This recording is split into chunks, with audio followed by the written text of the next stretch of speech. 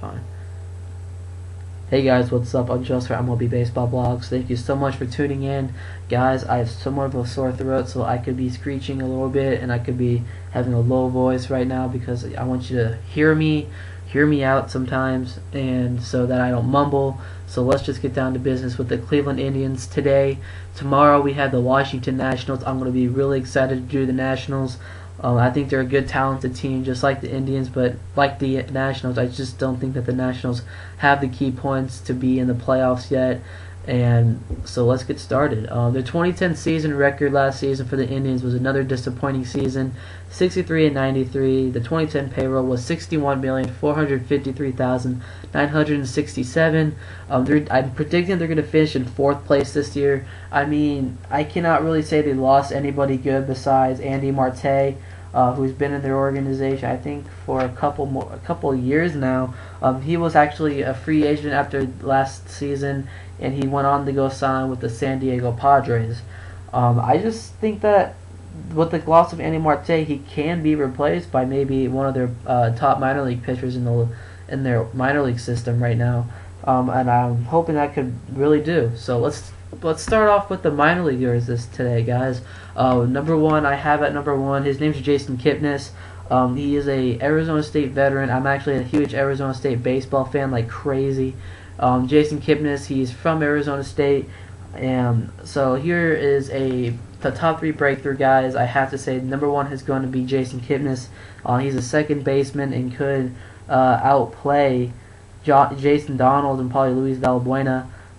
So, like Alex White, Alex White is a top prospect, pitching prospect for the Cleveland Indians.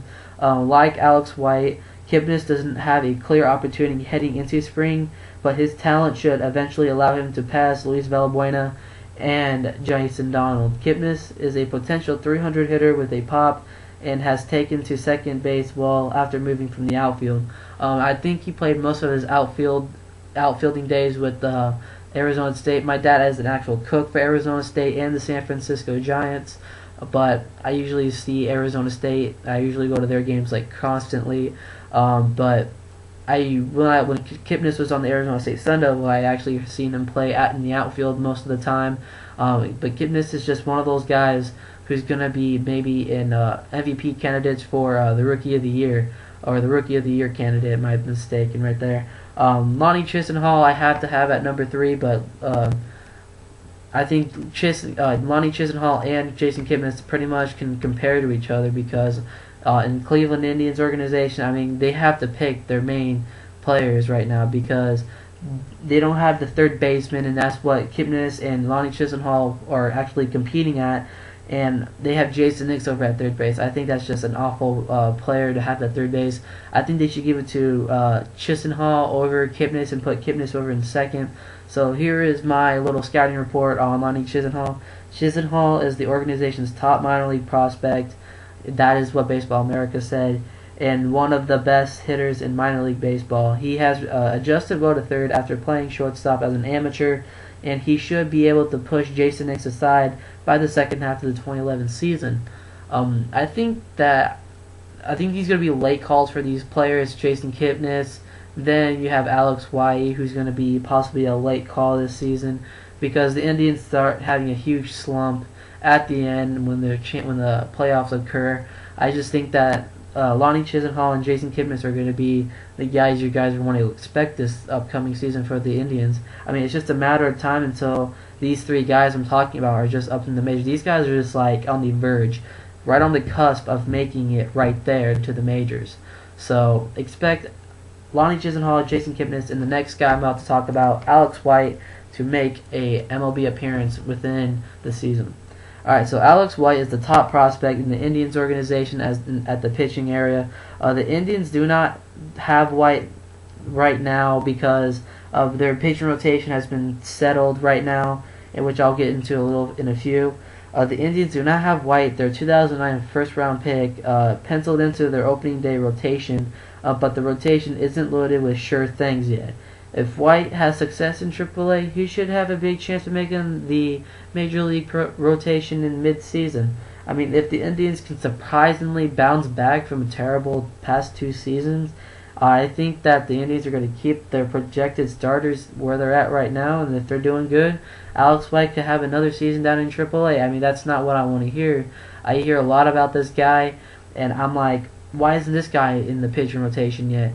Well, because blah blah blah and said so and so. Well, I don't care about that. I mean, if this guy said who he is, these guys are saying who he think he is. Why doesn't he just get the major league chance right now in the pitching rotation? Well, I just think that Alex White should be in the pitching rotation, but it's been said and done that the Indians just announced that they had their their starters already in place. But I think Alex White should at least be in their bullpen just to get a taste on what you expect to be in MLB. Well, that's what he's getting out in the spring training. So I just wish the best of him in minor leagues, and Kipnis and Lonnie Chisenhall. I think these guys are just right there, just waiting to be called up. I think they're going to be. I think Kipnis and Chisenhall are going to be late call-ups. I think that maybe Mitch Talbot or maybe Aaron Laffey are going to be guys who are going to get injured this season. Knock on wood.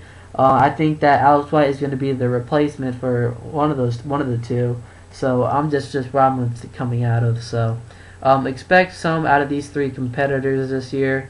So let's go on to the pitching rotation. Alright, so at number 1, you guys hands down say Fausto Carmona, and I say that's absolutely right. Last year, Fausto Carmona was 13 and 14, a 3.77 ERA with 210 innings pitched, and this guy is the guy who the Cleveland Indians have to keep for years to come. I think that if you add one more piece to their pitching rotation, one more big name after this season, I don't know who, maybe I think Trevor Cahill's contract is up, but he's most likely going to stay with the Athletics.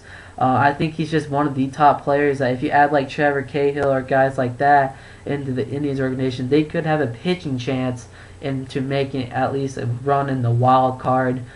I just think that that's not going to come for years to come. I think the Indians have to revolve around Fausto Carmona, Chris Carpenter, Carlos Casarco, and Justin Masterson to even have a fighting chance. But I just don't think they're going to have a fighting chance until years to come, until they improve their hitting and their pitching.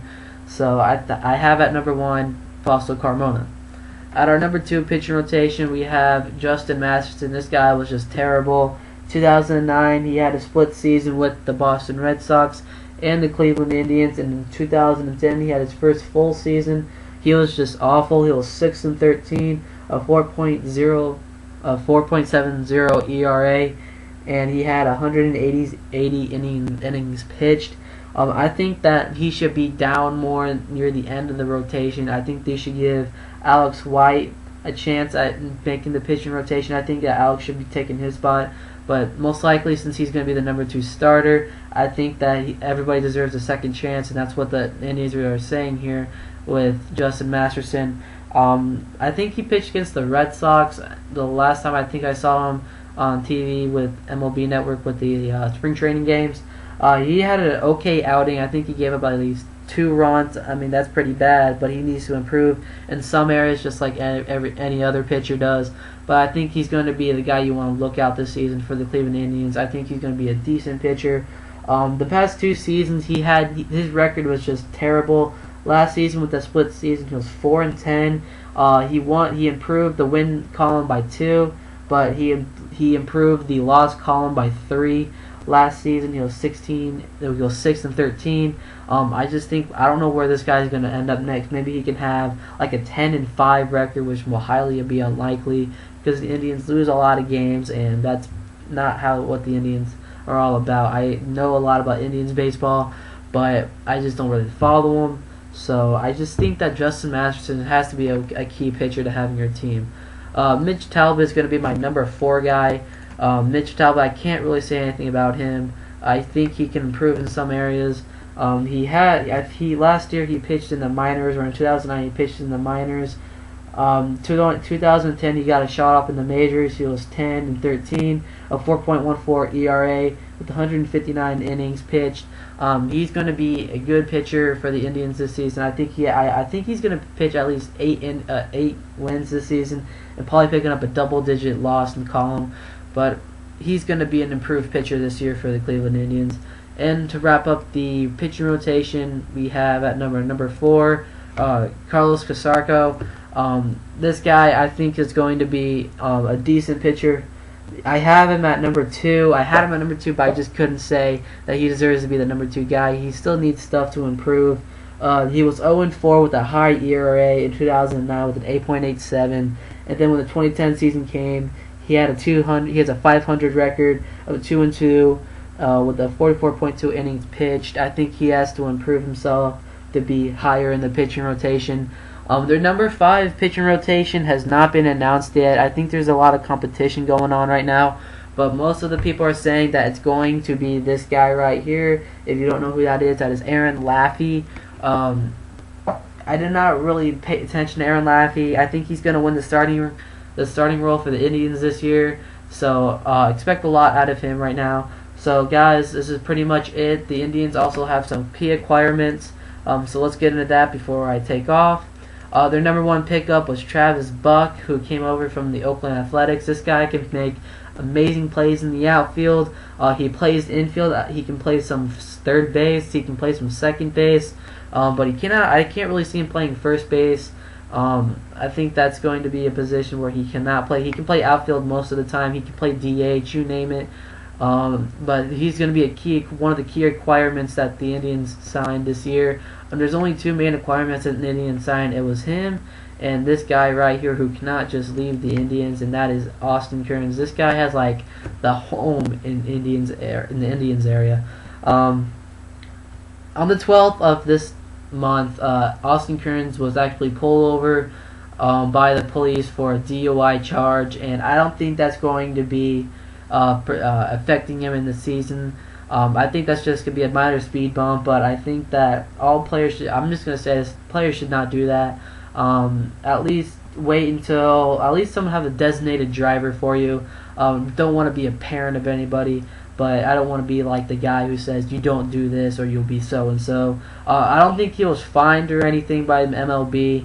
I don't really see a lot of fines going out for these minor acts.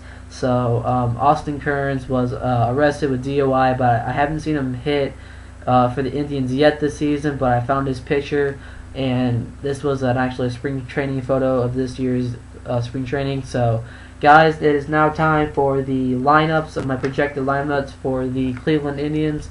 At number 1, Asdrubal Cabrera at shortstop. At number 2, Grady Sizemore. Once he gets healthy, I have Grady Sizemore at least having a bounce back season. He's not going to be ready for opening day. He's going to be maybe a 5 home run hitter this year, maybe 43 RBIs.